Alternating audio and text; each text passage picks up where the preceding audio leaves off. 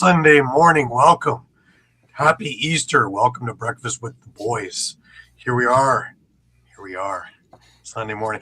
Boy, we look bright and chipper, don't we? I have bright and chipper Shawn over at Moose Jaw. Shawn, how you doing? It must be like 7 a.m.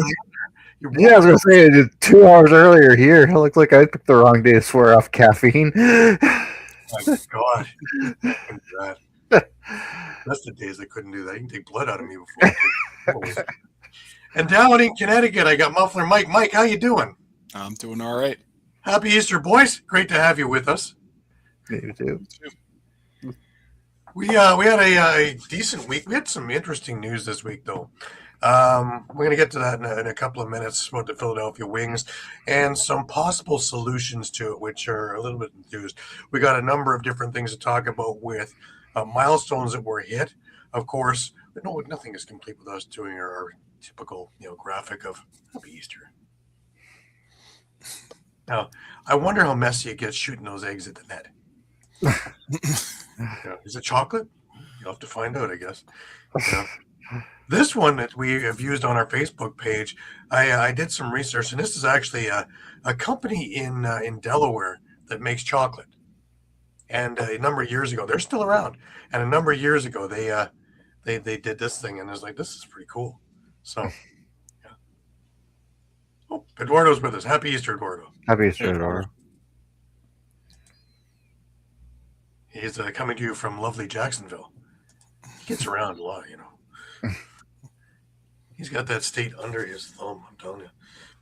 But just before we get rolling, just as always, just a reminder that all of our shows are streamed live across Facebook, live across Twitter, YouTube, also Twitch, and you can catch us on Spotify the next day. And if you're looking for our library, we're on there, also on Spotify. Remember to hit the subscribe, follow, and like buttons. Always share. Please enjoy all of the affiliates across the Streampunk Entertainment Network. If you missed a show, no worries. You can grab all the shows on YouTube, whether it be at Streampunk Cinema, Streampunk Combat, Streampunk Sports, or, of course, at All Across all the time. Please, when you get to All Across all the time, please share. Please subscribe, of course, and please tell everybody about us. What you're going to find when you get there is retro games, interviews, our library of shows, press conferences, fights, and a bunch of other stuff. Please give it a look. Give it a sight. Remember, you can stay up to date with all sports by visiting streampunkentertainment.com with great articles from our huge staff of contributors. Also, a reminder, the show is brought to you by 60, which is more than just a number. 60 is Canada's newest and most exciting sports uniform and teamwear brand, delivering top quality uniforms and teamwear that reflects the spirit and identity of each team.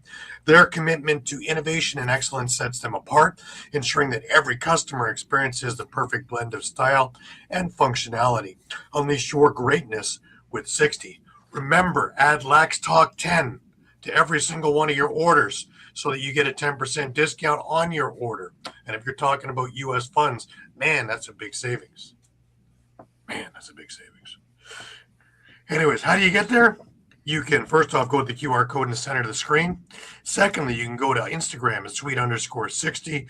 Thirdly, you can hit them by email at info.sweet60@gmail.com. Or lastly, go directly to their website at www.sweet60.ca/60. Jim and the boys will take care of you and work it out with them. They do some fantastic work. Alrighty. Just a reminder that coming up very quickly now is Lacrosse Day for our champions in Peterborough, May 30th, 2026. All day long over there by the Peterborough Memorial Center. 9 a.m. members of Lacrosse Peterborough will be having a game. Later on in the day, you're going to have the Legends of Lacrosse game at 4:30 in the afternoon. And the big thing to circle on your calendar is at Sticks across the street from the Memorial Center is a little pub there. And it's 7 p.m. story time by the Legends. This is admission free. Well, of course, you might want to have a beverage or two. Maybe some good food there too. Excellent place. But also, to be sitting there and listening to the stories from the Legends is priceless. I love it. I love going up there and just talking, having a couple of pints, and just discussing yesteryear. And just you sit back and just in amazement, and you're just regaled. And that's exactly what this is. So please put it in your calendars, May 30th, up in Peterborough. Hopefully you can make it. It is only 2 weeks away, guys. Not just the beer, but the Rabeski tournament. There too. Don't forget the cups. A little bit of news this week, other than the Wings. Aaron Bold is going back and coaching with Victoria as one of the coaches on the bench there. This is going to be big. Goaltending coach there. Nice to see Aaron to get back. Nice to see Aaron to get back into things at the WLA level. All right, we mentioned about the Philadelphia Wings, and last Monday we were all taken off guard a little bit.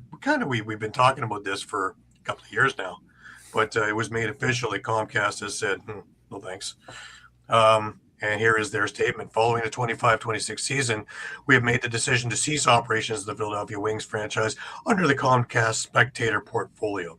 This was not an easy conclusion to reach and is one we consider with great care. Since the Wings' reestablishment in 2017 and return to the turf in 2018, the team has proudly carried on Philadelphia's rich lacrosse tradition at the highest level. We hope you will join us in continuing to root for our players as they pursue new opportunities throughout the league. On behalf of our leadership team, players, and the countless others who have been impacted by the Wings franchise over the years, thank you. We truly could not have built this community without you. We recognize that this news may come as a disappointment, and we want to express how grateful we are for your steadfast dedication to the team. Your support has been central to the identity of the Wings, and it has meant more than we can express. Thank you sincerely for your passion, your commitment, and the community you helped build around Wings Lacrosse. Well, the message that comes across there is the one about cheering for your, players elsewhere, and that's got a whole lot of people going, whoa, right? But quickly, the league answered with. The National Lacrosse League today announced that Comcast Spectator will transition out of ownership of the Philadelphia Wings franchise following 25-26 season. The league has already initiated a comprehensive process to identify the next ownership group and evaluate the strongest long-term market opportunity for the franchise. This transition represents a strategic step in aligning the club with an ownership group and operating environment positioned to maximize its future potential.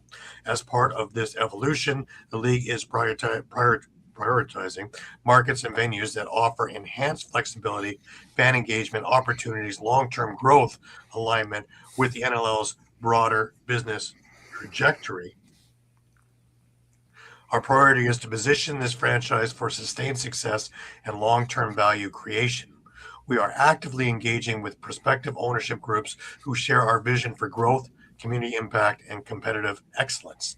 The league's momentum continues to build as we are confident this transition will lead to an exciting new chapter for the franchise and its players. Well, that is a lot to take in. What do we gather from this? Mike, what's your take on all this? Certainly, I hope that they're able to find some sort of owner, whether locally or in any of the cities that we've previously discussed for expansion. Yep. To take on, I'd much rather see another ownership group step up, take control of the team, and keep the team, for lack of a better word, intact, than to see another dispersal draft. Yeah, I think a lot of us are under that thing that we don't want to see another dispersal draft by any stretch, let alone all the jobs that are gone with that, both on the floor and off the floor. Shawn, what's your take on this? Yeah, I'm kind of, right with Mike. And, we always talk about, how much talent there's out there that's not playing in the NLL. I mean, if you take Philadelphia out of that, as you mentioned, that's, 24, 25 more players that aren't playing, potentially not playing in the league because we have one less team. Right.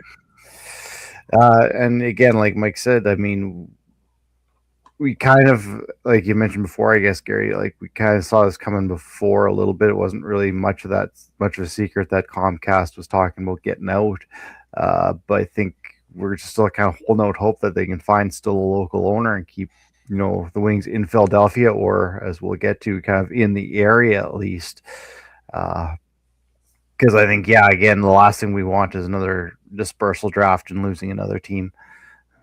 Right, because it kind of puts a big kibosh on all the expansion that we had a number of years ago. We were so excited about is, we expand by 4 and we lose 2. That's not great. And how many moves have we had in the last little while as well? Interesting thing is, the number of rumors, of course, circulated immediately, and that was, we've heard for forever Laval, but to me, that's just a death punch to Ottawa because they're so close, and the fan base isn't huge in Ottawa already. So we've heard Edmonton, and that also makes sense.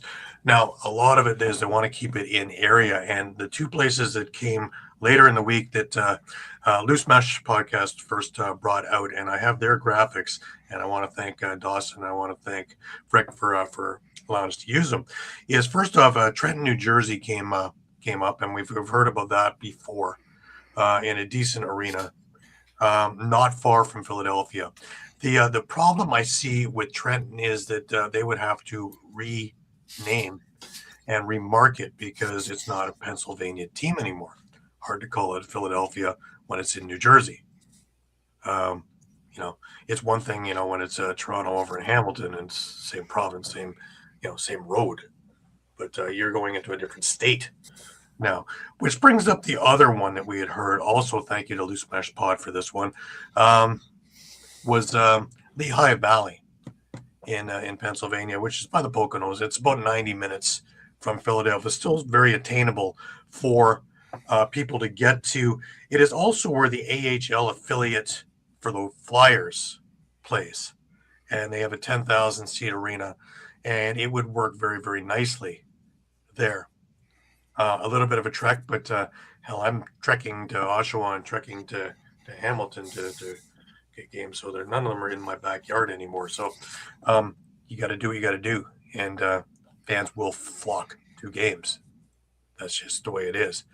As well as it'll build in probably more of the rural areas, expanding the game more so. I would take either one of those over losing it altogether in the area if I'm a Philadelphia native, personally. Mike, what's your thoughts?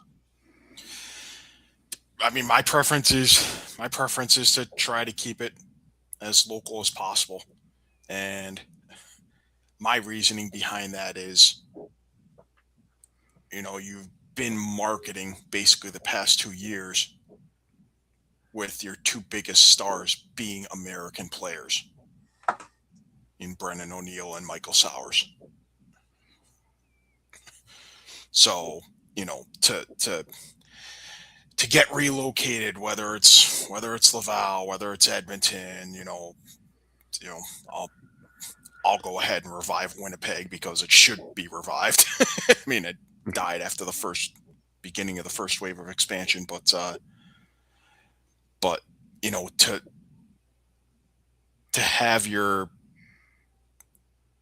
2 bankable stars and the guys you're going to build around and probably market around, not be at all familiar with a Canadian city. It's just going to be a tough road for the marketing department if they're moving north of the border. Right. Shawn, your thoughts? Yeah, I was actually going to even double down on that, Mike. I mean, we've seen them build this team around American players just in general. I mean, most of that roster is American players. And if you moved up north, I mean, with that being said, you could see a situation like Halifax where you saw some guys just not want to move and ask for trades and get traded off. And then just did we get really any much further? I kind of like the idea of Lehigh Valley. At least in that case, too, you maybe don't necessarily have to remarket. You can still call them the Philadelphia Wings.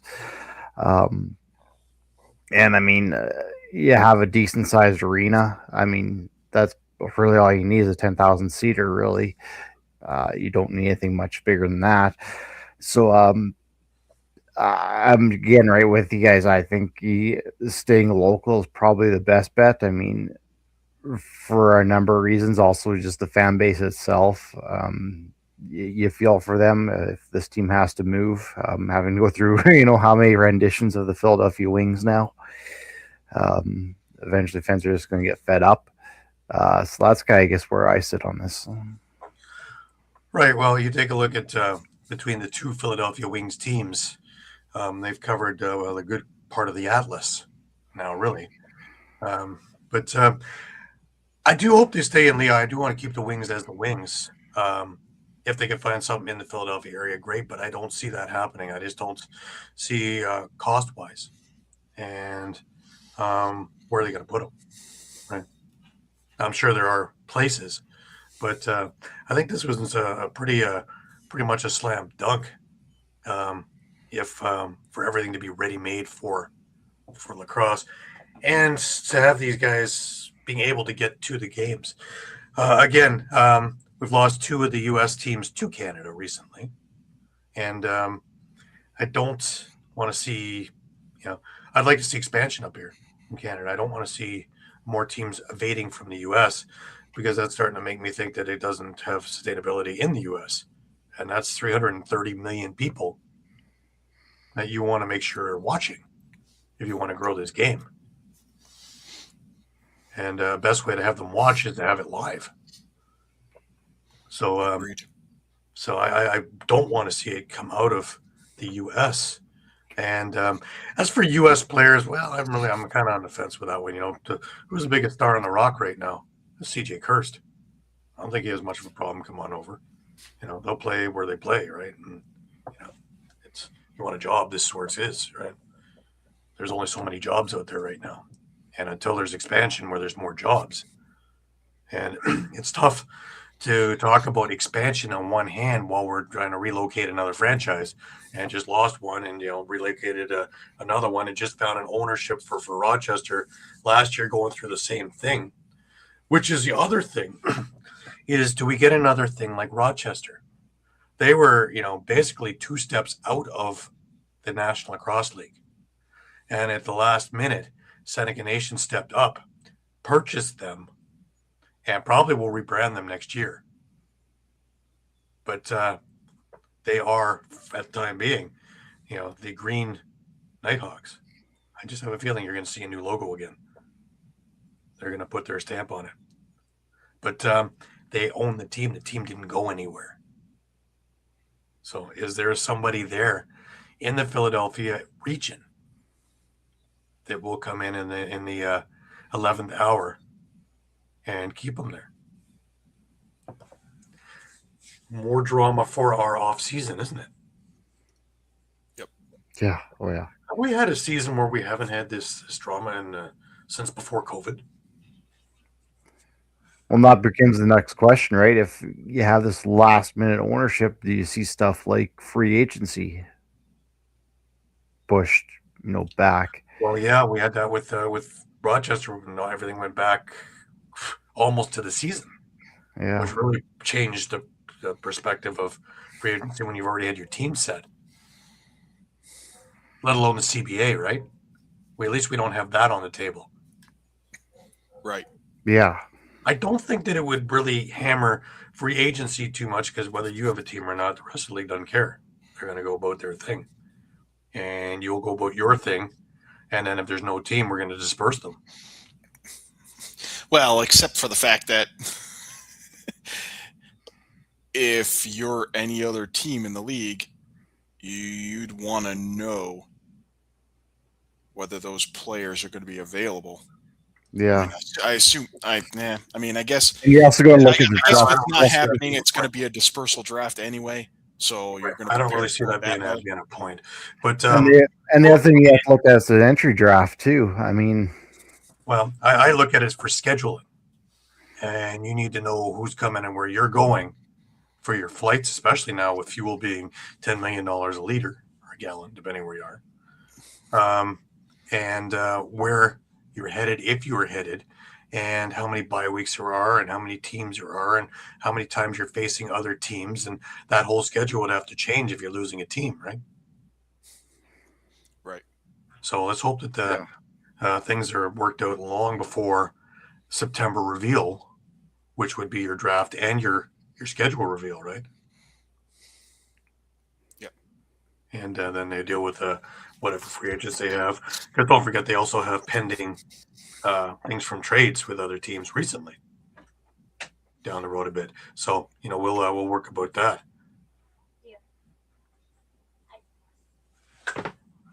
Oh, look, my coffee has arrived.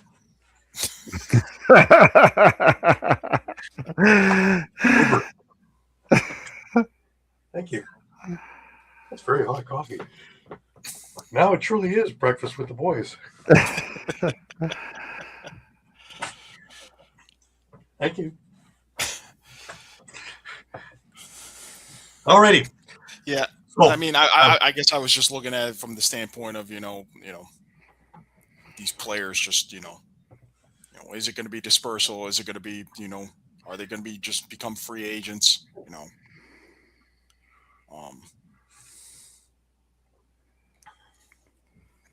Right. Yeah. There's a lot of things that are up in the air on that, but I don't think it really will be the big grand effect, because I think they would be going with what the team is as now. And then if it's not a team, then they just, because you're going to take free agents out of it, it's still a team until it is not. And same thing with coming to the draft. It is a team until it is not, which is why you want to get it sorted out before this. But I don't think it'll affect free agency. It's not like the CBA where you don't know if you're playing. You have 13 other teams that will be playing. I guess I just bring up the entry draft because it's looking like Philadelphia could have that first overall pick, so that could be change things. Calgary's working very hard. That first overall pick, which means that Toronto gets that first overall pick. Well, that's the thing. If Philly folds, then look at that. The sun just came up. Looks like if Philly folds, suddenly Calgary gets that. Calgary/Toronto gets that first overall pick, which makes things even more interesting. Yeah, because they don't need Spalina. Who would they take? Because don't forget, Ty English comes also this next year, right? So Spalina, where he would be a slam dunk for Philadelphia, would not maybe be the one that they're looking for in Toronto. Well, I think we need to slow that roll just a bit. I mean, sure, Oshawa won last night, but they play Calgary again. They lose again now. You have a split series there. Oshawa's still in the mix here, which means Ottawa is in the mix. And Ottawa could use Joey Spalina on the right side. They could. But anyways, we're getting way ahead of ourselves. We haven't got a team in Philadelphia. We haven't lost a team in Philadelphia yet. So anyways, let's get on to some happier news. We talk about, we've got a few clinchers already, right? We've talked about Saskatchewan and Vancouver and Colorado as clinchers. Well, we have 3 more to join them. And one that really wasn't much of a surprise and really was, that'd be Georgia coming in there. They should have already clinched, but they had to wait for Rochester to lose just once more because they could actually catch them. How? I don't know, but, anyways. Because they're playing twice in week 21. Well, yes. So, and Rochester has wowed me with consistency this year. So, I would put my bet. Well, see my pick'ems, I probably would. But anyways, I think I had them this week. So. Hey, you can't rule it out after that whole 3% deal with a couple of years ago, where Rochester made the playoffs on the last weekend. That's true. Season. So. True. All right, into more things. There is a Toronto clinched because they needed a Rochester loss and a win against San Diego, and both happened last night. And also the Buffalo Bandits, who we had almost written off about 6 weeks ago. Yeah. And in that time they haven't lost. So they have clinched, and they're looking to get a home playoff game. Toronto severely hampered their chance at a home playoff game last week, losing in Philadelphia. It's still possible, but not probable. But hey, let's get across that when we need to. But those three all clinched last night, which leaves but 2 spots available for 4 teams. 6 teams? 6 teams. 5. 5 5. teams. Somewhere in 5. there. But yeah, we will jump into that as well. A few milestones is Ty Kurtz hit the 100-goal mark for his career last night. Congratulations, Ty. Ryan Benesh, who keeps making this milestone list, now is at 300 games, 4th all time. That's impressive. I wonder if he has the same answer. Ryan, what do you think about the 300 games? It means I'm old. Said that with the goals, right? So, anyways, congratulations, Ryan. Couldn't happen to a nicer guy. I love talking with Ryan. He's just thankful to still be here. This is great. Jake Withers with 100 career points. Ironically, on the same night where he hit 2,400 career face-off wins. That's impressive. Yeah. And ironically, this all happened under the tutelage of Micah Kersey, who has coached in 100 career games now. There's a lot of that happening, eh? Clarkey had that a couple of weeks ago, his 100th career in there. Pretty wild. Nice. Well, I brought up about pick'ems, and well, let's get this out of the way. Shawn, you're still in the lead. Yep. Caden with a 4-1 week. He's just pulling it out of the crystal ball there, and the rest of us sitting at 3-2, not really decided what we're doing. And Shawn, 71-39 for the year. Pat, 66-44 in second. Caden, 65-45 in third. And Mike and I still tied. I'm still in the basement, Mike, by a technicality. I was there first. Not there longest, but there first. I'm reviewing our lease agreement as we speak. Yeah. Change the locks. The roommate agreement. For a way to evict you. When the worst of us, that's me, is 12 games above 500, I'm saying we're doing pretty good. Absolutely. Oh yeah. I'm sticking with that one. So there's some positive in all this. There has to be. Anyways, let's rock on. We had 5 games this week. Kind of a light week. It's Easter. And, well, we'll start off with Friday night. And, well, Colorado did what they expected. Well, we all expected them to do. Did we? Yeah, all of us took Colorado, right? All of us did, though. I think I texted you guys mid-game wondering if we're all underestimating Las Vegas. Yeah, I remember that, yeah. Yeah, and then Las Vegas decided to disappear in the second half. Yeah. Yeah. The first time they've done this, right? I suggest the Rochester game in which they did win. However, after an 8-1 lead in the beginning of the game, and after one, they disappeared for 2 quarters. And then it took them actually being behind for them to kind of, refuel the boat and get her started again and kind of pull off the victory. And, they have a habit of not, well, Shawn, you know this one, the not playing 60-minute games. Yeah. And how that can affect how everything works. But talk to me about this Colorado game because, it's a late game. Yeah, so I mean, final was 13-8 for Colorado, and yeah, just kind of like we said, it was tied 5-5 at the half, and looked like this was going to be a real back and forth affair. But then Colorado comes and outscores Las Vegas 8-3 in the second half. For Colorado, I mean, Will Malcolm had the game of games, 5 goals and an assist for 6 points. Andrew Hugh had 2 goals and 4 assists. He had a hat trick from Dylan McIntosh. He had another goal from Braden Saris. Again, Dylan Ward did Dylan Ward-like things. He looked pretty good. For the Desert Dogs, 2 goals and 2 assists from Jonathan Donville. He had 2 goals from Kevin Crowley. Adam Patra had 2 goals and 2 assists as well.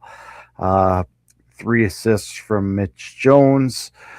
But I know, Gary brought it up over and over again about Chris Cloutier and kind of how he kind of stirs the drink over there, and he only had 1 assist, so he was kind of shut right down for Las Vegas in this game. And another thing kind of we talked about is the goaltending situation in Las Vegas. Alex Bouquet got the start, uh, 12 goals against off of 40 shots.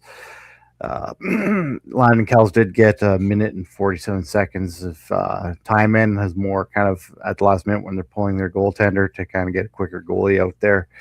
But I mean, like we've talked before, this 2 goaltender system in Las Vegas, is it going to work? I've said before, like I don't know how sustainable it is really. It's one of those things that it's great if you can have both goaltenders buying into the system, but I mean, at some point you think someone's got to get frustrated and say, I want out of here and be a full-time starter and just be done with having to split time with someone else. You never know what it does with the goaltender's confidence as well. Constantly being pulled for another goaltender, also no consistency. So I kind of question that as well. Really, this came down to, like you said, Gary. You didn't get 60. You got basically half a game out of Las Vegas, and a team like Colorado, who's making a push now for first place. They're tied with Vancouver and Saskatchewan at 11-5. They're going to make you pay if you don't play a full 60. I'm very curious about the Colorado psyche, because I can't figure them out. I think I got them figured out, and they're just white hot, and they're ice cold as quickly as I figure that one out. As soon as you figure they're on their way down the standings, they come up with these gems. And then when you figure you got them figured out again, they come up with a dud, and then they come up with a gem. Do that in a 1-game elimination, and you'll be watching it on television.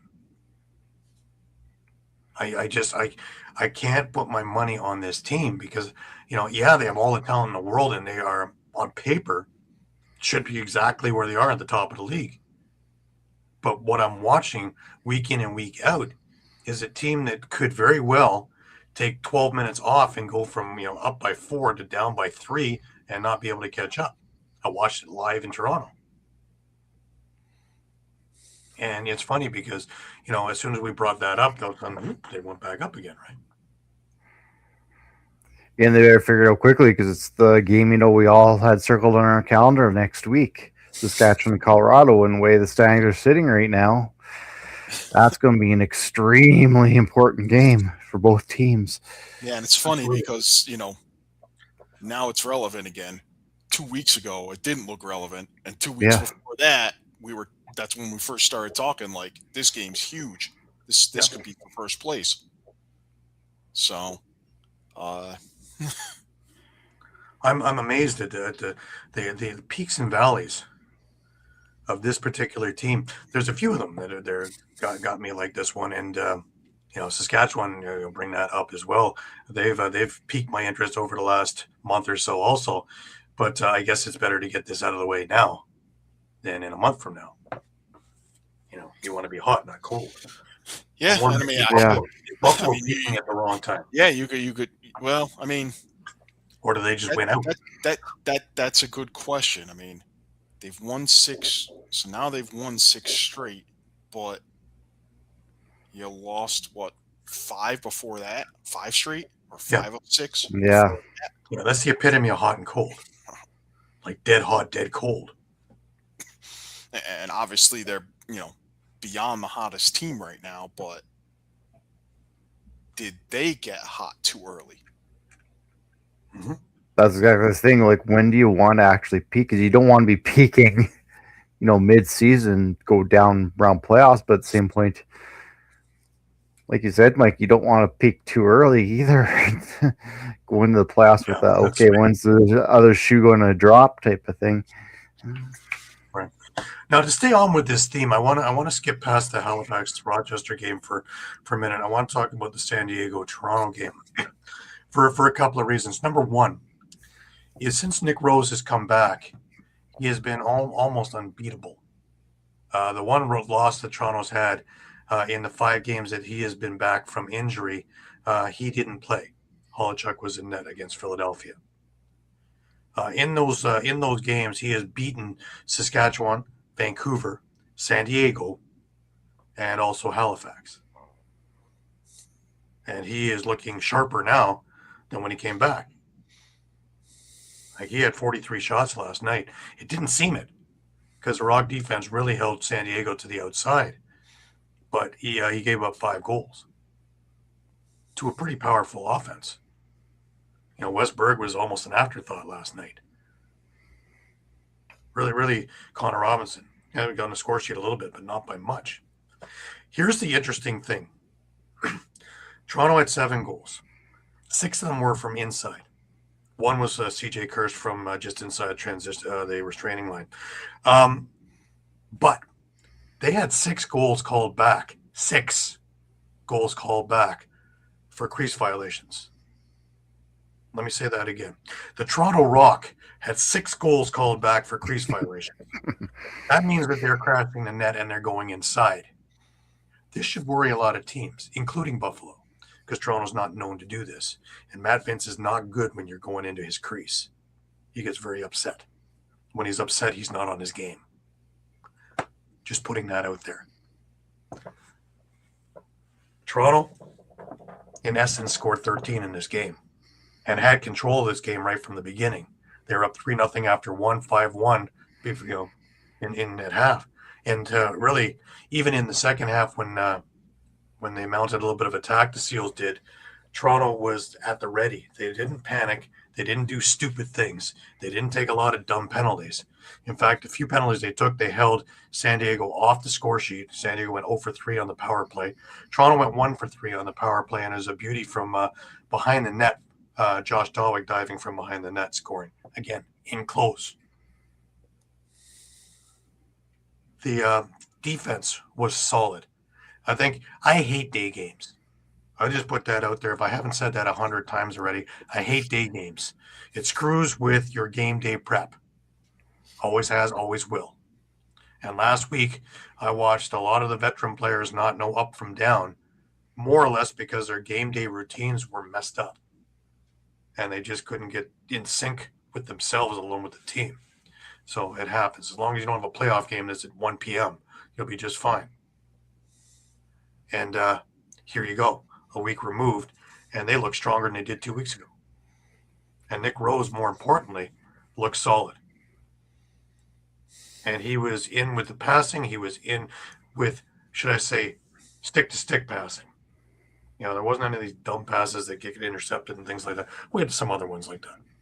But it's funny because when the couple of times I saw it, there was a defender there with a caused turnover, not 4 seconds later. So they're starting to work with each other, and that's going to be scary for the rest of the teams in the league as well.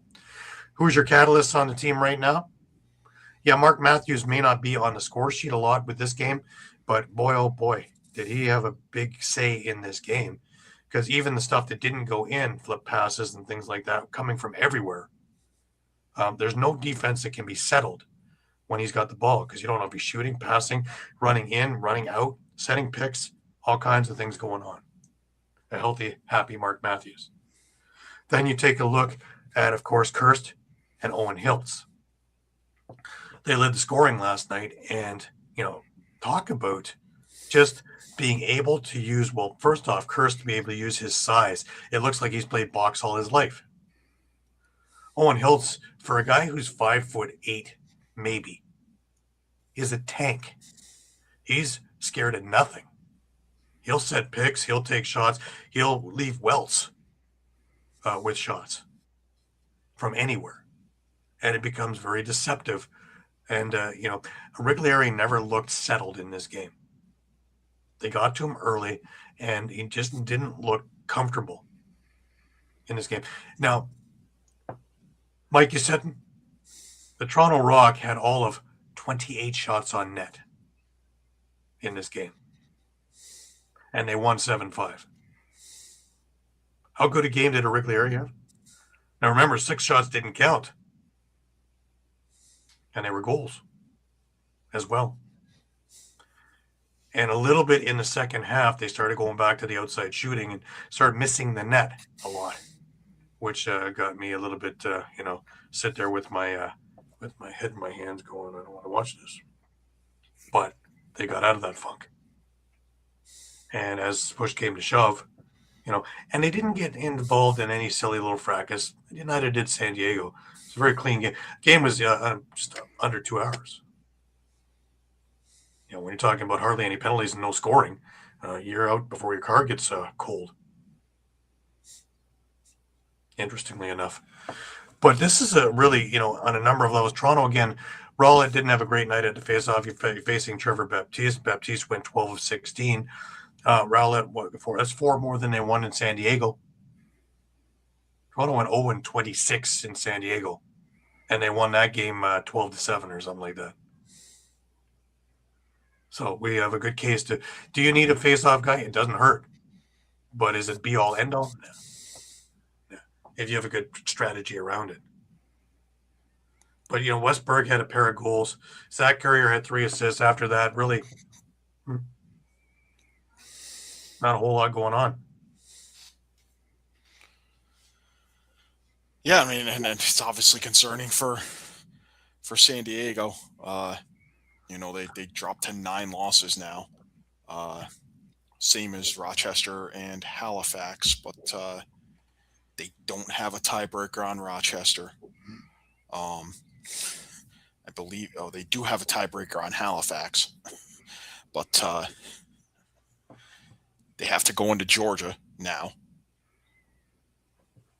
in week 20, and then the big one for them is they have 8th place Las Vegas doubleheader in week 21. Right. So, if they do have anything going for them as far as, playoff push, it's going to have to be, them sweeping Las Vegas really at this point, because that will give them enough wins that any multi-team tiebreakers they'll be in good shape for. Right. And that includes Ottawa, that includes Rochester, that includes Halifax, that includes Ottawa. Sure.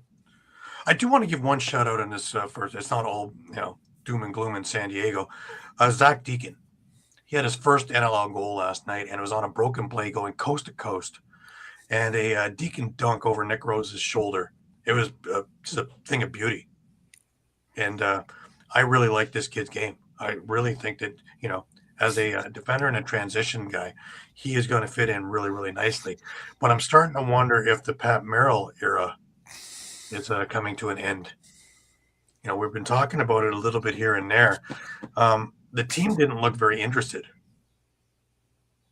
And I didn't see a whole lot of energy anywhere, really. This isn't the San Diego Seals team I watched a couple of years ago. Yeah. I mean, I guess I'd be concerned. I don't believe San Diego has ever missed the playoffs since coming into the league. No, I don't think they have. Right. So, any viewers out there want to correct me, but I'm also curious about how they've made the playoffs every single year. Well, I was going to say too with the playoff thing. Sorry, Gary. The playoff thing too, taking consideration is those years where they were supposed to contend for a cup. They bowed out. Yeah. So they never really got over that hump, regardless. True. But now I want to say, how does that affect the fan base? The fan base has only seen a winner there. How does it affect adversity on a team that understands, a city that understands field quite well? But box is still a niche thing there. And the ones who do go to the games, I've met a bunch of them when I was out there, and they are fantastic people, and they are really eager to learn and eager to do more things. And there's a lot of programs going on, and we've already talked. I interviewed Cam Holding a few weeks ago, and lots of things going on. But how does that affect winning? How does that affect your fan base? Take a look at Saskatchewan in a bona fide fan base area. When they started not becoming the champs anymore, attendance dropped to 50%, really. Right, Shawn? Oh, yeah. Yeah, that's affect it all. That's exactly what I was thinking at, actually, Gary. That's exactly what I was thinking. Was the Saskatchewan's the perfect example. I mean, you're starting to see the fans start to come back a bit now that they're starting to win. But once you get that losing team, it's just kind of like Like every post when I see about attendance and I see a Bandits fan on there talking about, yeah, we get 19th. You can go on our YouTube page at All Across all the time and see some of the early 2000 games, and you could get a seat or a section anywhere you wanted because there weren't many people there. Winning brings a community together. Team is one thing, excitement is another. Winning brings a whole lot of people together. Toronto's winning again. They're just on the verge of 8,000 now for a fan base that started at 5,000 at the beginning of the year. People are getting more interested again. Winning does a whole lot for culture. Losing does a whole lot to really hurt it. I'll give you the Toronto Rock for a perfect example is 2005 when they won their last championship and 16,000 people at ACC. And you put 3 years of not making the playoffs, and by 2009, you were in and around 10, 9, and then it just spiraled from there. And off to Hamilton, they go and try and rebuild. So winning does a lot of things. What happens, especially, and these are settled fan bases. These are long-standing fan bases, know the game, know the team, know the players. San Diego's been there for a bit now, but really has the area really increased? Have we seen fan base go, oh boy, now we have a full house in Pachanga? I don't think we've seen that yet. No, we Always to haven't. go I mean, for that. certainly even a finals trip would have helped that, in those earlier years. That's my concern. There's a lot of talent. There's a lot of upside. They have lost a number of names over the last while, but you still have guys you can market around the Trevor Batista, Westbergs, Eli Goldbrick, Trey Leclerc. There's still a number of names you can market around, and a lot coming up. I would be marketing around Ari Steinhaus. I would be trying to push what Buffalo did with Dad Mark, and again with Origlieri and net. He's going to be there for a while. He's still a young kid. Yep. So I just worry that if they're not generating fan base because they're not winning, then they need to get back into the marketing machine. But anyways, let's get back to the Halifax and Rochester game. And this one was interesting, guys? It was one where for a while there it could have been anybody, but we're seeing that Halifax team again that veers its head every now and again. And I can't figure out Rochester again for the life of me, because one week they look like they're ready to go and make a run again, and the next week they look like they've just had their third lesson of box. And to me, it's puzzling. And as a fan, it's puzzling because they look really, really good in Oshawa. And not just because Oshawa isn't high in the standings, but because they were doing all the little things. They were doing all the things that Mearnsey wants them to do. And it doesn't look like they pulled it off in this game. What changed?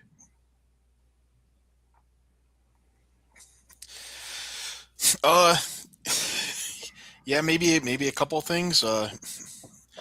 Maybe they came up against a better defense in Halifax. Not that Oshawa's defense isn't solid, but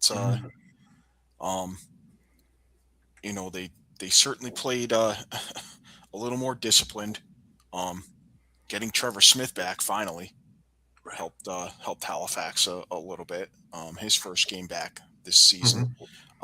They end up winning 15-10. Maybe the breaking point was the second quarter. I mean, Rochester scored early in the second quarter to tie things up at 4, and then Halifax pretty much went off and scored 7 of the next 8 goals, including a 5-goal run to end the quarter that put them up 11-5 at the half. Near the end of that quarter, we saw another goalie switch, from Riley Hutchcraft to Rylan Hartley.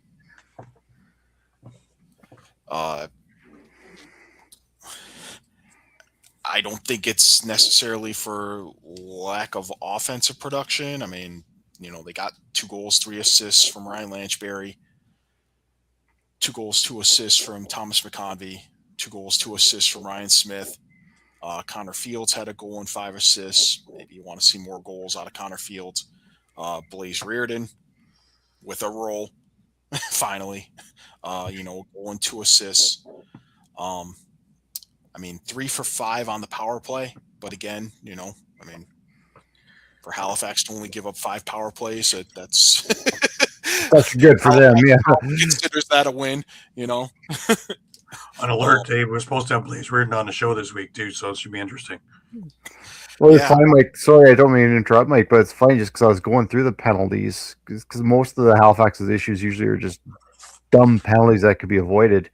Yeah. Holding the stick, okay, roughing call, slashing, delay game, like those are just penalties that are going to happen through a normal course of the game. They're not quote unquote dumb penalties, right? Like that could have been avoided. Yeah, not like illegal substitution or just a dead ball foul or something like that.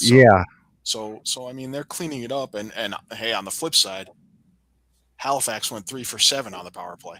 So what's Rochester, doing, in the penalty department? Now, have they saved a Kersey's job because he was on the rumor mill also, as when Hazen was going, that maybe he was going and Hazen was going there. Do you think that they've given him a little bit of breathing room here now? I think so, and certainly if they can squeeze into the playoffs, I would like to think that that his job is safe. Right. Now, with Rochester, there's one player I actually want to bring up because I really, really like his game, and he doesn't get a whole lot of notoriety. It's not your Lanchbrays, it's not your McConveys or guys like that. It's Taylor Jensen. And again, he's on the score sheet, and he does everything. He is, going to throw hits. He's going to set picks. He's going to do his defensive chores, and he's going to score you unassisted goals in transition. And I really think that he is a diamond in the rough that we're going to hear a lot about over the next number of years in Rochester. And really is one of the guys in a season that's mired with a lot of things that are not great that has really come to the forefront.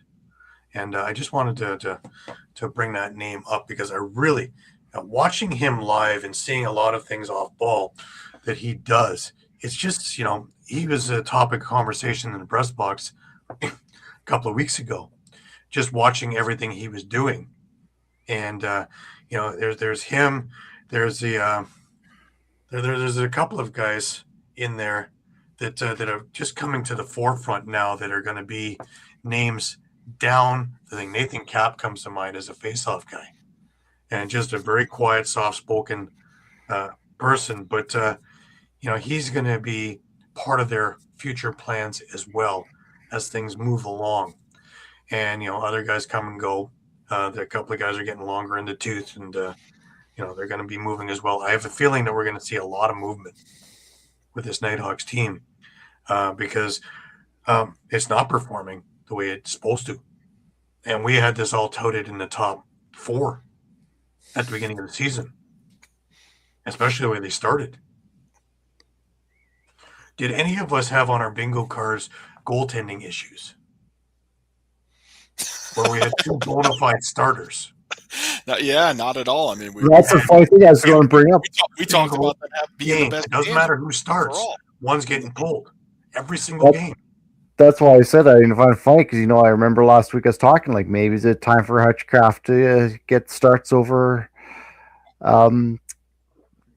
Hartley, and here we are. Hutchcraft gets the start over Hartley, and what happened? Like it's a head scratcher, right? Like I don't understand it. And the defense, you're talking about bona fide NLL stars. Granted, a little bit older now. You have Matt Gilray, Ian Lord, Chad Tutton.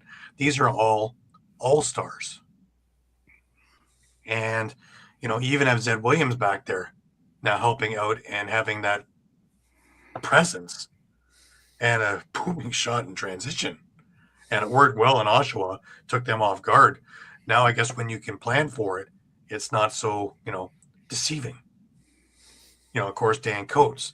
and Tyler Biles. And there's a number of guys in there.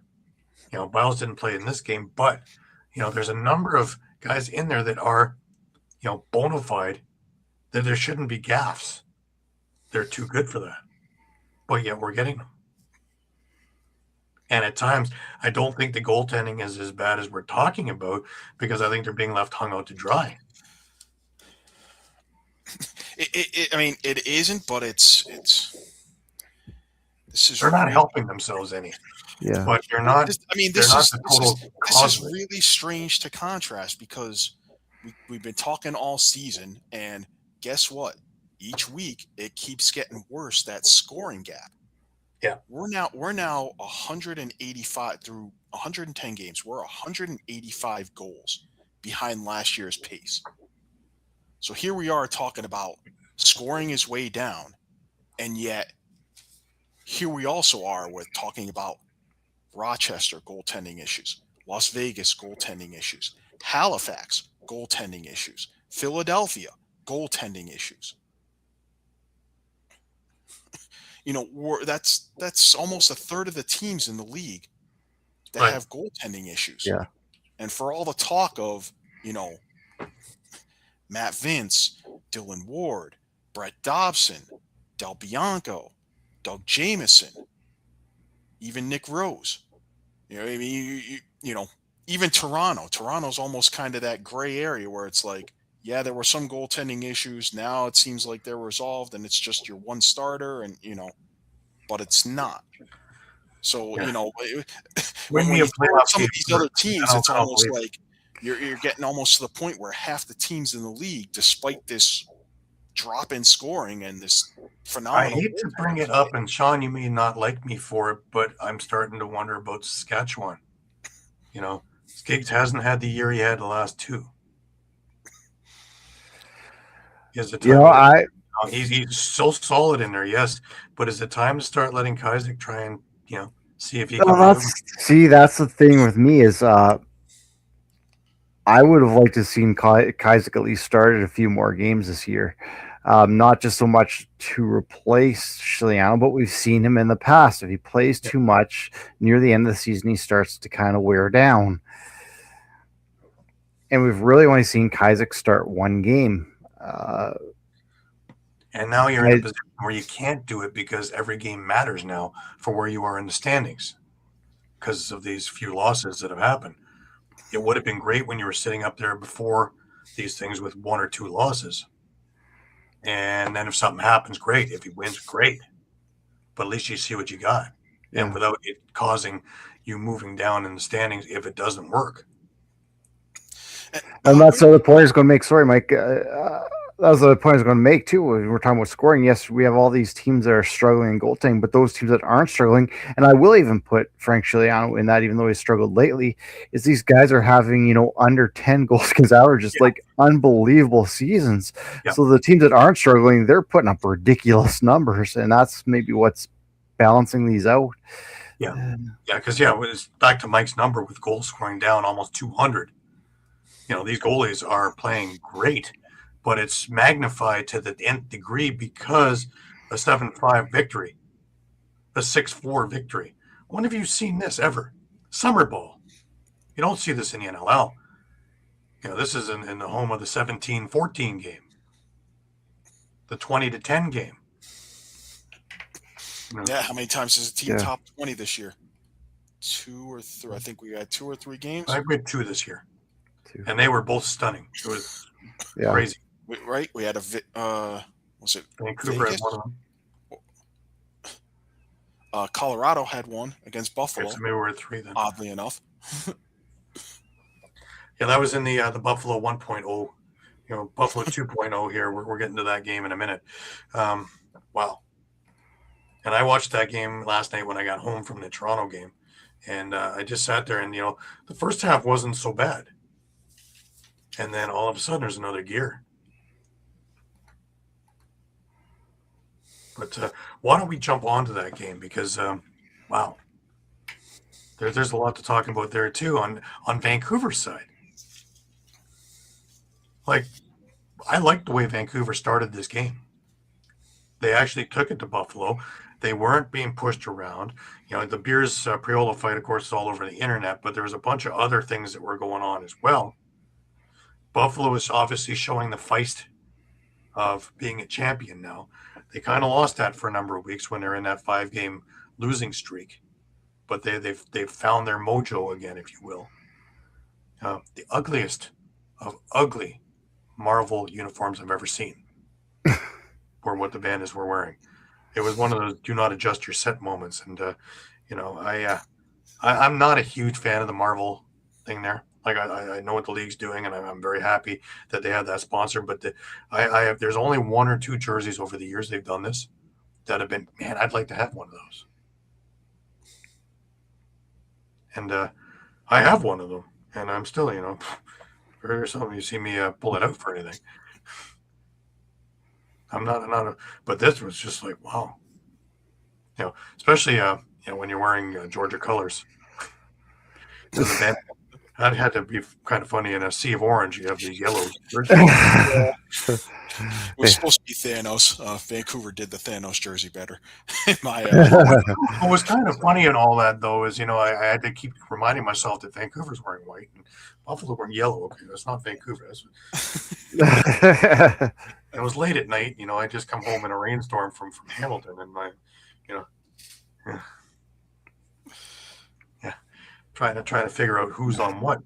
But to watch Vancouver in the first half, though they had some gaffes, they looked still pretty good. And Buffalo, of course, is found, like I said, their mojo. Then comes the second half, and both teams shut each other down to a degree, but Buffalo just has that little the end factor. And what happened to Vancouver in here? Only thing I may be a bit concerned about with Vancouver in that first half is, they gave up that 4-goal run in the second quarter. And again, we know what Buffalo can do, right? That's where they just turn on that switch. Once they get that big run on you, that's when they're on their game. Right. And I guess the other concern for me with at least Vancouver is you had 5 goals. 2 of them came from Marcus Clarich, and 2 of them came from Charles Beatty. So really, you got 2 goal scorers that entire game. Charles Beatty did early. From that point on, he went on vacation. Yeah, and I mean, you barely heard from Keegan Ball, which is your all-star there. He's the guy you want to be putting the ball in the back of the net. Right, and that's Tavares. He was silent. Made him right. Yeah. So that's kudos to Tavares for that one. But take a look at Mitch Kostiuk. Since he's come back from injury, he's a force. He had 11 loose balls in this game. And something he was doing in Toronto, he's not doing in Buffalo. He's not trying to do it all himself. Before Toronto got rid of him, he had a tendency of grabbing a loose ball and trying to do everything himself and score the highlight reel ESPN goal and more times than not miss the net. Now he's dishing it off after getting the loose ball and doing things in the team frame of things for what the bandits need or want him to do. And so he listened to you. Again. Sorry, Mike?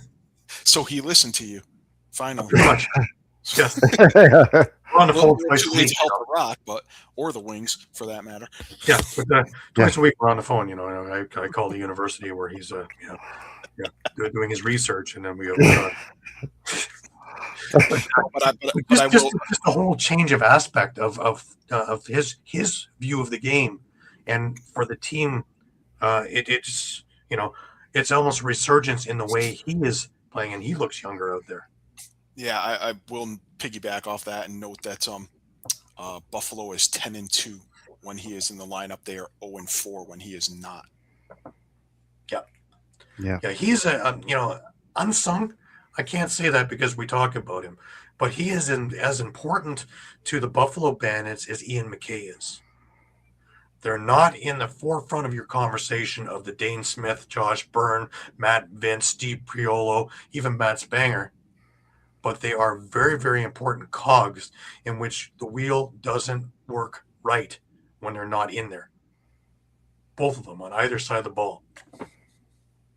And very important pieces to this Bandit four-peat idea. And I'm very curious because again, we're not talking about the young guys on the team. As this thing wears on, the question is, did you shoot your bolt too soon? And you're playing absolutely spectacular lacrosse, team lacrosse, completely high energy, high octane, everybody doing their thing, everybody up, everybody energized, and we're still in week 19. What you need is in week 22 and week 23. I mean, I'm very tempted to answer yes, but we've seen it before, though. Right? I have to answer no because one, they had to get hot when they had to get hot. Absolutely. Yeah. Absolutely. That weekend was either they fell or they it was that doubleheader weekend with Sask and Toronto, right? Toronto. That even a split of that weekend might have turned them into sellers. Yeah. Because then at that point, you're still 5-7 versus 6-6. Mm-hmm. Well, Chugger was talking about possibly being a seller at that point. He's waiting to see what happened. Yeah, and had they lost both, they would have been 4-8, and yeah, they probably would have been sellers at that point. But I also want to talk about what Chugger did when he decided that they are buyers and not sellers. And in a sense, they were sellers because off went Triolo, off went Ron John, off went Kyle Matisse. These aren't like nobodies. These are big names. And all of us were scratching our heads. But in came Joe Restaterets for a youngster who is going to be a big star, I think. Lucas Nielsen's going to be a big, big thing. But you had guys like Clay Scanlon. You have guys, because Tyler Hendricks, if he's even in the lineup at times, hasn't done anything anywhere since he's left Toronto. And even here, it was like, I thought he was overrated here. So I'm not really sure what the grand scheme of things is there. But, guys like Thomas Whitty, who will do anything. Ian McKay, who's healthy again, obviously. Or when he had that wonky leg or foot or whatever that kept him out for a few games. But you had other guys picking up Desnu when he was out and when he's back healthy and what he can do. Nick Weiss, take a look at what he can do and the energy that he brings, more importantly. Clay Scanlon really is one who's been in and out of the lineup for the last couple of years through all the championships, but he has done everything that has been asked for him on a dime. I think it's even more difficult to be at that position when you don't know if you're going to be in the lineup or out of the lineup, depending by midweek. And then you have to turn it on Saturday morning at shoot around when you're in the lineup. Okay. And you perform. Week in and week out that he is in the lineup, you take a look at the stats and he has performed. That you can't find in anybody who's sitting on a practice squad. And you kind of feel like he's a sponge. You kind of feel like he's a sponge. Like you said, he's been in the lineup, but he's been on championship teams, so he's just been getting better and better and better, just learning more and more and more from Absolutely. These top guys. Right. You take a look at a guy like Cam Wires, who will do anything. You need muscle, he's there. You need scoring, he's there. You need back end, he's there. Belter had a pretty good game for the first time in a while. I still worry about the wrong shot, and he's had two severe concussions, right? But he's playing at the peak of his game right now. Yeah, to kind of finish answering your original question, the other part of that is, by going on this streak when they did, now they're in a position where they may even get themselves a home playoff game because they have a head-to-head tiebreaker over Toronto. They have a head-to-head tiebreaker over Georgia. They have a head-to-head tiebreaker over Saskatchewan. The only actual tiebreaker, believe it or not, where they won't win will be the common opponent's tiebreaker against Vancouver. Right. Yeah. In fact, if they beat Oshawa, they potentially win a head-to-head. Win a common opponent's tiebreaker. Well, the common opponent's tiebreaker with Colorado would be tied if they beat Oshawa in week 21, and then the next tiebreaker. So it's a possibility that they have tiebreakers over everyone ahead of them and everyone just behind them. Yeah, no, sorry. The point I wanted to get to was, Gary mentioned about getting hot at week 19, but at the same point, it's also week 19. There's only 2 more weeks left in the regular season. I get where Gary's getting. I get where Gary's getting at, and it's kind of like it's tough to say because I see maybe it peaked a little too early, but don't want to peak too late either. Like it's. It's in a really weird spot that they're peaking.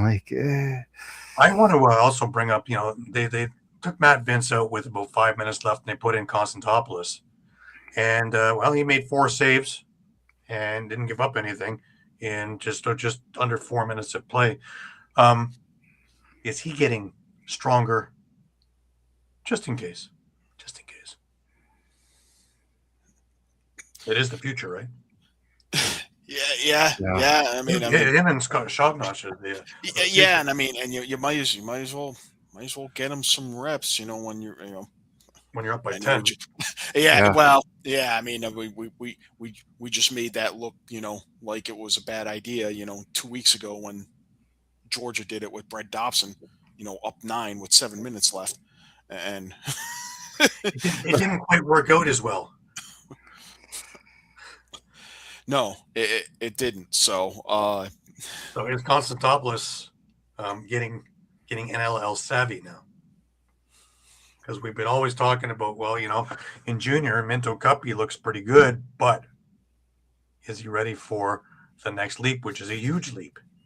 And he's starting to look a little bit better, but 4 shots isn't going to define whether he's ready or not. But not having any time sure is not going to define anything either. Yeah. He's got to get game playing time. Exactly, and they maybe he does against Oshawa in week 21. That's a good possibility, actually. Yeah. Because, when Matt Vince is rested and healthy and happy, Matt Vince is very dangerous, especially in a one and done. I don't put my money against Buffalo no matter what. No. Yeah, and maybe especially, I mean, we know Rochester has been all over the place, but, they do host Rochester next week. And it's pretty much... We thought that was going to be a major game, didn't we? Yeah. we did, and Rochester won the first contest, obviously, this season. And, they need to win to have any chance of keeping their playoff hopes alive. So, I'd like to believe we're going to see, a Rochester team that's going to be focused and relentless and is going to be playing like it's they're playing for jobs, right? They're they still have an outside chance, but they're playing for jobs. They're like Oshawa. They're like Calgary. They're playing for jobs. I mean, they're not eliminated yet, so and no, they but do every have week that, they do have that game in hand, like Vegas does, right, on everyone else. So, all right, that brings us to one last game in the week, and that was Oshawa and Calgary. And although it doesn't have any playoff implications, it has a lot of implications. And Oshawa comes out with a 10-9 victory in a really very entertaining game. Yeah, it stayed close for a good chunk of the game. They do get a late game winner from Ty Kurtz. His 100th career. 100th career goal. Yeah, and solid numbers kind of all around for Oshawa. They would you believe me if I told you they went 100% on the power play? 2 for 2. They They get hat tricks out of Alex Simmons and Ty Kurtz. Simmons finishes with 7 points. Ty Kurtz 3 goals and an assist. You get 2 and 2 out of Ethan Walker. Pair of goals from Dyson Williams. 3 assists from Ryan Benesh. Doug Jamieson 42 saves on the night. For Calgary, kind of the usual suspects again. You had Tanner Cook, 3 goals, 4 assists. Tyler Pace had 2 goals and 6 assists. A pair of goals from Hayden Dixon. They did a good job containing Braden Maye, holding him to just 1 goal on the night. Bennett Smith had a goal. But they went 16 for 23 on faceoffs, and they went 4 for 5 on the power play themselves. Right. This was a point that I was going to bring up with you, Mike, and I want to ask you, because just to humor me on this one. Joey Nardella doesn't get hurt, and he's the faceoff guy for Oshawa. Are they a much more dangerous team this season? I'd say so. Because he brings more than just the faceoff, right? He brings grit and he brings transition. We saw it back in their Albany days. Any of the other injuries really stands out to me, because remember Albany of a number of years ago when he was hurt, and the following year when he was healthy, they went to the finals. I don't think that's a coincidence. It's a number of other pieces too, but I don't think that's a coincidence. Yeah, absolutely. When we went down to the beginning of this year, that was a huge hit to what they could do transitionally or even possessionally. And I don't think they've overcome that, even though they've got a number of pieces there. We always trying to figure out, the team is so talented. Why is it not clicking? And even in this with a 10-9 win, why is it not clicking? I think that has a lot to do with why, when things aren't completely in sync, that has a good chunk to do with it. Yeah, I'll agree with that for sure. Oh, yeah. That's why even in Philadelphia, when they lost Batiste, they finally get Roulette. It's puzzling to me why they would trade Roulette. When you finally get, after years of not having a face-off guy, you finally have a face-off guy and you trade him. Now, granted, you want picks, but, fair is fair if you're not trying to dump the ship. But to get back to this point, against a pretty solid Calgary team that's getting better each week. And they're not going to be doing anything this year, but they don't have to make a whole lot of adjustments. They just need experience and a couple of veterans in there to help things along. And there you go. You already have it set. I'm not 100% sold on the goaltending, but I don't think Aiden Walsh has cost him anything this year. No, not at all. Yeah. We're not seeing him get replaced a whole lot this year. No. Even after really bad games. So, and again, we're talking about another 1 goal loss. And not to hop back onto the whole goalie thing, but we didn't see this happening to Aiden Walsh in Vancouver either, until they got Christian Del Bianco. Right. So, that kind of goes to my point with the whole Vegas thing. They started Alex Bouquet how many games in a row now? 3 or 4? Yep. Yeah. And granted, they've gone 3-1 in those games, and only just lost this past weekend. But I can say with a fair amount of certainty and on all our behalf that, I don't think Sean Williams is looking at Alex Bouquet as the future in net for the Desert Dogs. And, now you've started him 4 straight games and he's done a phenomenal job, but, he has turned a lot of heads from a lot of people who didn't believe why he was even in the lineup. He's been lifted, a couple of times now.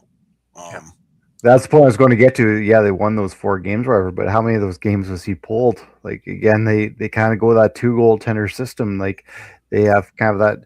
Okay, he's gone cold. Let's have him sit for a little bit and have Kels get some time, and we'll maybe put him back in again a little bit later. And it's a weird system they're running with that goaltending in Las Vegas. Right. And I mean, I'm just concerned about what that's doing to Kells versus the example of Aiden Walsh, where, hey, we're behind you pretty much no matter what. You know, I mean, if it's 19-9 losing to Georgia, okay, we're going to give Colby Bowman some reps. Or we're a game where it's clearly out of hand. Mm-hmm. But overall, we haven't seen Calgary, you know, putting Aiden Walsh on a short leash.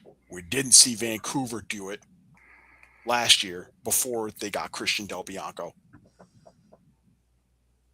So because they're young boys that need those reps, right? Like, what happens to Connor O'Toole? Because if you think he's going to get a spot in Vancouver, you're high. And Del Bianco's not much older than he is. So what, he's looking for, 10 years from now he's going to have a career? I don't think so. What happens here? Does Vancouver dangle him for, whatever mighty picks he can get to a team that needs him, like some of the teams we've outlined? you might have to, because you've got. I'm thinking that you can take Rochester out of that mix, because since they fired Dad, I don't think he's going there. I mean, let's face it. Dave, happy Easter. Great to have you with us. Thank you for joining us. For Pete or not, we're probably going to see in the next couple of years the Bandits like major overhaul. Well, they have. They may space it out over a few years, but look, okay, kudos to them. They're winning. They may be four-peating as they're getting older and older and older, okay? But, okay, I just heard them say that Kyle Buchanan is 38 years old. I had no idea he was that old. And I watched him play for 4 years in New England. And I had no idea he was that far up there. Okay, so you've got right? Yeah. So you've got a number of guys in their late 30s, and of course you got Matt Vince, who he's 42. That's the one that concerns me. Sorry, Mike. I'll let you think about. Yeah, I mean, for Pete or not, you have to think Matt Vince is probably calling it quits after this year. Okay, I mean the consensus. Well, he's got nothing left to prove, then, right? The consensus seemed to be that he was only playing this year because he had the opportunity to four-peat again. I guess that's where I get my concern, right? Is it seems like Buffalo doesn't really have a contingency plan.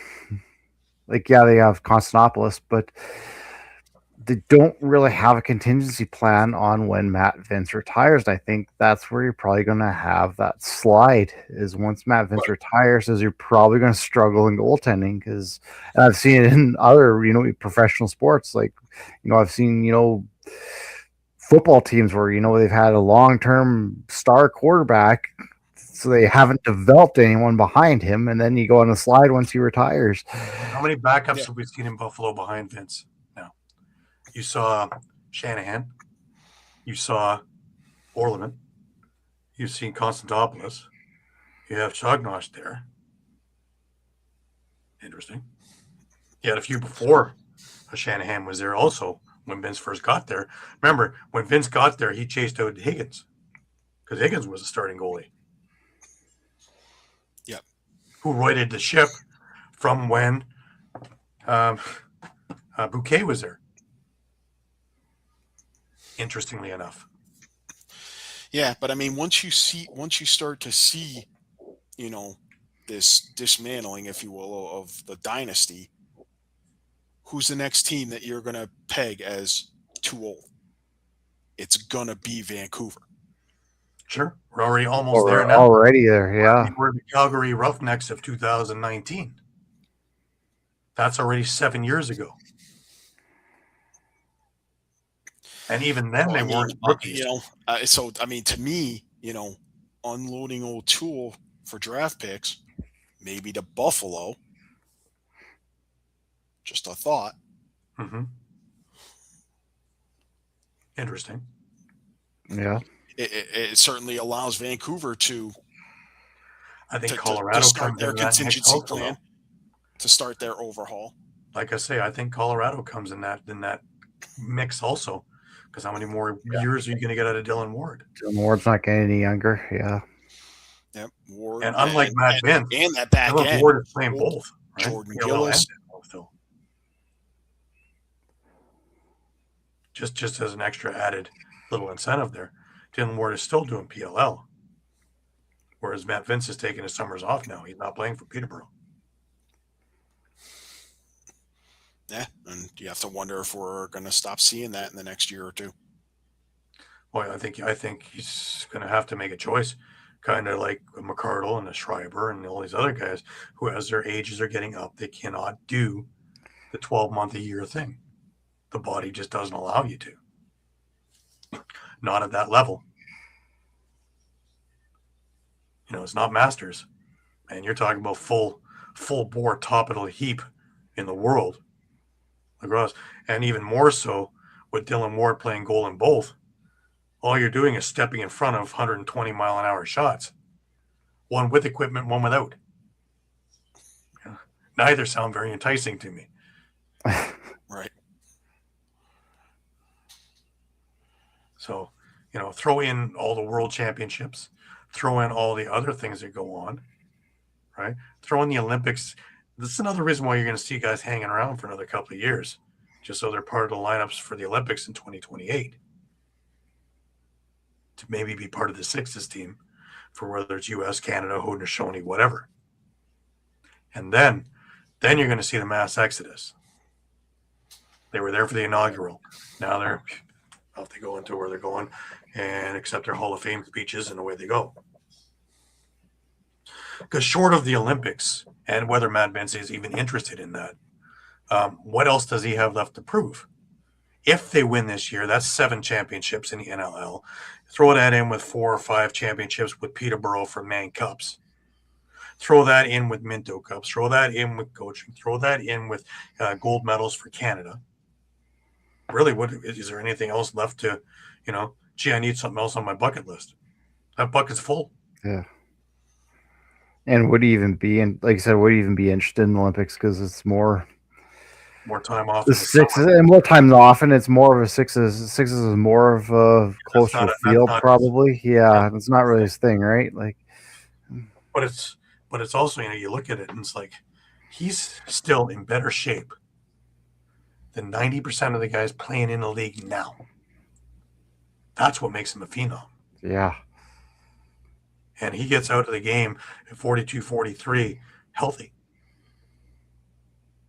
With a legacy that we'll be talking about for decades. That's pretty impressive.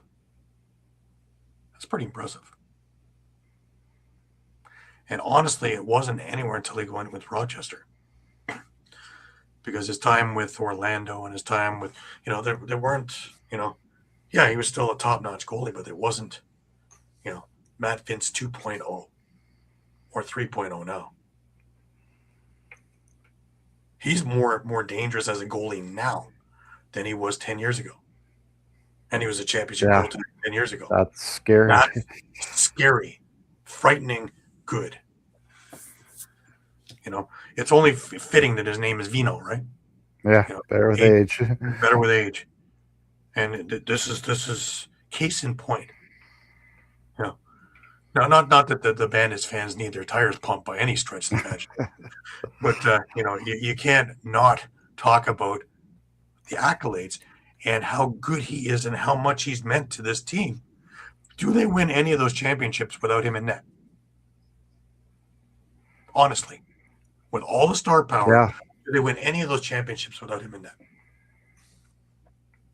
Probably not. Probably not, no. I even think back to the 13-4 drubbing of Colorado in a game where everybody in Buffalo was more nervous than anything. They can say whatever they want, but I was in that square before that game 3, and they were worried that it was going to be like the year previous, where the silence of the KeyBank Center was deafening when they lost in the first championship, and when they won 13-4 and the place went bananas.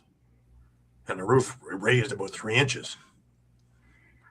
Matt Vince, 4 goals in a championship final. Crazy. But he put the team on his back, and the rest of them just kind of, played their game. And then Colorado was so frustrated that they couldn't do anything. And like you said, Gary, how many players, get to go out basically on the top of their game. Like a lot of these guys are all-time greats. Yeah, but remember those, final couple of years where they really didn't do anything and really didn't look like further, Shawn, is how many games have they won before they even played it because he's in net? Oh, yeah, 100%. I mean, again, going back to your thing about, nothing much to prove. I mean, he's going to go down as probably the greatest ever, and it's what's there left to do? Like, absolutely, it is what it is. Yeah, absolutely. I love watching them too because so much energy and love of the game, and they're only getting better. But yeah, that's it. The psycho factor, just having him there already is you've won the cerebral part of the game. Because now teams are trying to figure out, they're not just shooting, they're trying to figure out how to beat them. And that takes you off your specialty. Now, a lot of these guys are so God-given talented that if you ever ask them to explain it, they're not good coaches because they can do it. They don't know how to explain it. Well, if you can start getting in their heads on how they're supposed to shoot and they start thinking to themselves, then they're not going to be very good because they're in their own heads. That's the X factor. That's the bandit factor that they win where other teams may not. And then you have all the other pieces to go with it that Chuggers put around. And I say, we talk about, Keenan as the evil genius. I think under the radar, Chugger as the evil genius who always seems to be able to find that piece that he needs at the trade deadline. He did it 2 years ago when we really thought they were down and out with all the injuries, and there's no business that they had being in that final, and they still won big. Last year was more of a, just being able to stay because they had all the pieces. But it was, 12 games in 10 weeks and just, being able to stay healthy. And if they could do that, then they could cruise. That's what they did. This was another one of those ones where you need to pull rabbits out of hats and find players and move players and get players and and he really wasn't with his, sitting at his desk with his feet up going, okay, everything is in place. No, it wasn't. And he had to go and do the different things that he had to do and leave that with the brilliant mind of Tavares to work with what he's given him and find the thing where everybody is at their strength. And then, we give all the accolades in the world to Tavares for being one of the greatest players ever to play this game. But I think we have to start putting him in that conversation, one of the greatest people to coach this game too.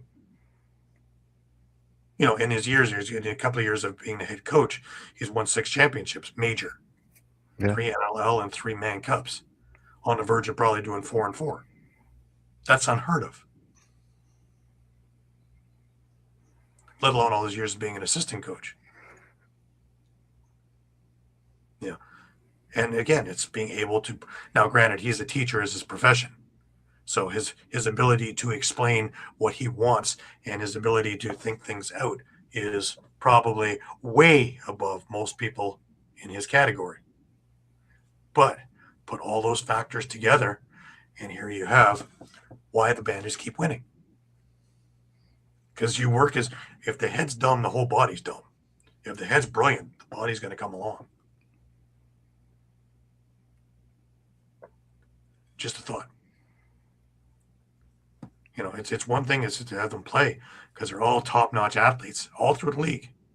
It's being able to use everybody at their peak performance, game in, game out. And something clicked with a few extra moves, and here we are. That's the X factor, I think. And I'm curious if that will carry him through the playoffs, or will somebody have the antidote? Keenan comes to mind. Keenan and Quinlan come to mind. Where they're scheming and plotting and trying to figure out how to make sure everybody is at their peak. Yeah. Cod has showed it here in Toronto that he can get the most out of his defense. And if you can get the offense working in tandem, then away you go. And I think Dawson's the right guy there to be able to explain his messaging and whatever with Sawyer. So it's interesting. There's a number of teams that are working in that kind of thing because it's not good enough just to play great. You need to have on your bench to think great and have the what ifs and the B and the C and the D and in case ofs and what to do if he goes down and how to get him elevated. Just take a look. Like I say, off the practice squad, nobody does it better than Buffalo off the practice squad. And I don't think nobody's had to do it more often than Buffalo has had to do it off the practice squad. Who, by the way, are now in the lineups because they've earned their spots. Anyways, we got a bigger week this week in games, and a lot of them matter. Friday night, Toronto was into Ottawa, and though it may not matter as much to Toronto clinching, they're still looking for a home playoff game, but Ottawa is on life support to try and get into playoffs, correct? Yep. So, yeah. Halifax, Vancouver. I didn't think it really would matter too much, but after this week's showing, you're going to better believe that Vancouver is going to want to make an exclamation point in this one at home to say that that was just a one-off.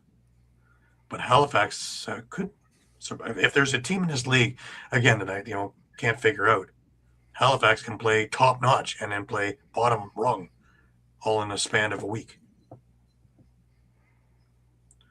Calgary and Oshawa, take 2. This time in Oshawa.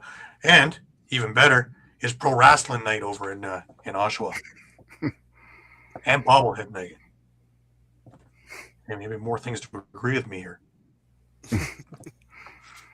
Vegas and Philly. Big for Vegas. Not so big for the Lehigh Wings. Sorry. Not sure. Audition for jobs. I don't even know what to say about the Philadelphia team right now. Audition for new owners. Anyways, Vegas, it still matters because they're still vying for a playoff spot, right? How about Rochester and Buffalo?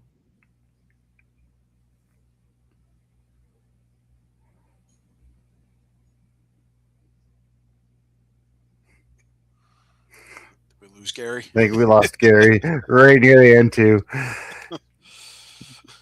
But we always get the Rochester Buffalo game, and I mean, Buffalo, they're looking for a home playoff game. And Rochester, like we've talked about, I mean, they're also, battling for a playoff spot. They're on life support as well. So again, really important games in there. And like you mentioned earlier, Mike, Rochester did take Buffalo earlier in the year. So I mean, nothing's a given in that one.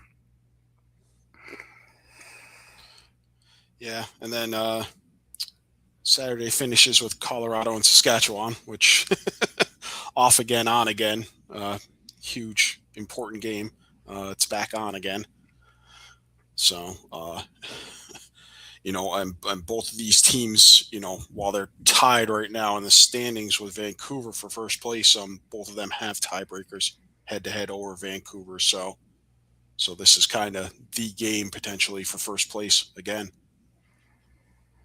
Yeah, I expect that one. It can be very much a playoff-like game. Yep. And then we finish on Sunday with San Diego and Georgia. And, that really it's playoff. Again, it's playoff. I mean, Georgia clinched, but they're going to need to win, to kind of keep a game ahead of Buffalo, who they don't have a tiebreaker on, for a home playoff game, which again, the Swarm haven't had a home playoff game since COVID, I believe. So, that would be a nice way to start off in the playoffs. Do they have enough offense, Mike? considering they're playing San Diego and what San Diego's putting up recently. I'm thinking it's a 2-1 game. Yeah, I mean, it certainly could be a low-scoring affair. I mean, we mentioned all these goalies kind of having stellar years with Dobson and Ward and Rose and the like. Chris Origlieri is having himself despite the record, is having himself a pretty good year. When he's keeping numbers down. Yep. It's just he needs that Seals offense to kind of find their gear. And I think, to one note, we brought it up earlier with this week's game, and I think that's kind of the note on Origlieri is you have to get to him early. If you can get him rattled, he's off his game. Yeah, he's so not. That's going to be a key. So I think that's going to be the key is you got to get to him early. Yeah, like I said, I think he's not the same goalie when he's playing from behind, which is interesting. But remember, there were 6 goals, 6 of them that were called back. There were crease violations. Yeah. So that could have been really an ugly number. Yeah. Even if half of them go in, right? Yeah. You have to rattle him early. Yeah. Because he didn't look comfortable, and he didn't get a lot of shots. He what's the ratio? 7 out of 28. That's 1 in 4 that went in. Yeah, and that is an off game, to be fair. That is an off game for him. Like, he's not usually that bad, but I still think that's kind of the note on him is, got to get him rattled early. I'm just wondering about the Toronto offense that only got 28 shots. But yet we're crashing the net. I'll take the crashing the net, though. Over 50 shots that were all, from the center. Yeah. Flying all over the place and not a chance of it going in. If they go against Buffalo in the playoffs, if they only put 30 shots on net, but 27 of them are from in close, I like their chances. As opposed to 50 from outside, where I don't like any of the chances. Because they're using the Bandit logo as a bullseye. And that's exactly what Matt Vince wants for shots. So, anyways, just a reminder to everybody, we are on Facebook, we're on Twitter, X, we're on Instagram, we are on Thread, we are on YouTube, as well as on www.streampunkentertainment.com. Please visit us 3, 4, 5 times a day, especially our flagship on Facebook, where the news is always changing. Summer ball is just around the corner. NLL is heating up towards the playoffs. And the Rebeski tournament is in 2 weeks. And in 2 weeks' time, I will be on a plane 2 weeks today off to Prague for that tournament. So that'll be another 11 a.m. show. Maybe a 7 a.m. show if, have to be at the airport, how many hours early. Shawn will just be up from Saturday night still. Yeah. Why bother sleeping at that point? Right.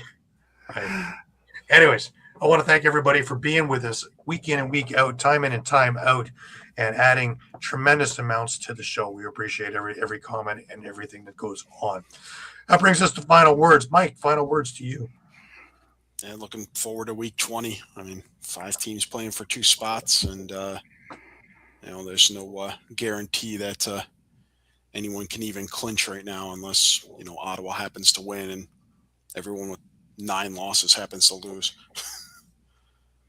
Yeah, it gets more and more math-like every single week.